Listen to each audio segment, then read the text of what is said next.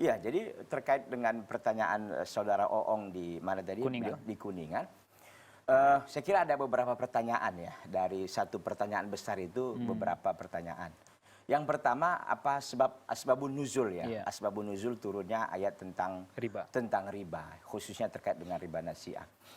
Disebutkan oleh Ibnu Hajar al-Asqalani dan beliau mengutip ya Ibnu Hajar al-Asqalani dalam kitab Al-Ujab an fi Asbabil Bayan.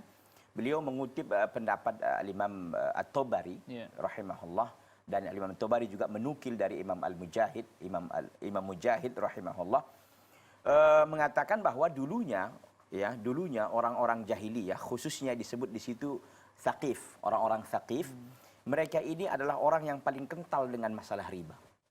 Jadi waktu itu diceritakan dalam riwayat itu bahwa seseorang berutang, si Alib berutang kepada si Ba, gitu kan. Nah, ketika si Alib menyerahkan uang itu kepada si Ba, dikatakan bahwa utang ini harus dikembalikan pada tanggal sekian, bulan sekian. Nah, ketika si Ba tidak bisa mengembalikan, maka si Ba mengatakan, sudah jatuh tempo tapi dia tidak bisa mengembalikan utangnya, lalu mengatakan, amhilni azidka. Berikan aku tambahan waktu, aku akan menambahkan kepadamu uang lagi. Nah, itu dia. Jadi ada kompensasi dari dia menambahkan waktu kembali karena ketidakmampuan dia membayar. Jadi amhilni azidka.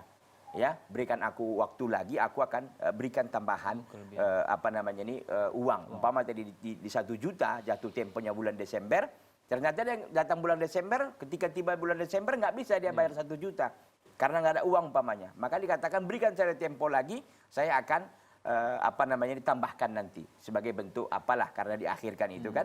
Januari tiba, maka uang dibayarkan tidak 1 juta lagi, jadi 1.200.000 umpamanya, atau 1.100.000. Jadi ada kelebihan 100.000, itulah ainur riba. Itulah sebenarnya riba itu yang disebut dengan riba nasi'ah. Riba nasi'ah itu artinya adanya tambahan biaya karena memang ada penambahan waktu terkait dengan masalah utang piutang. Nah, itu ya. Nah, selanjutnya tadi terkait dengan bagaimana dengan praktek bank yang ada sekarang.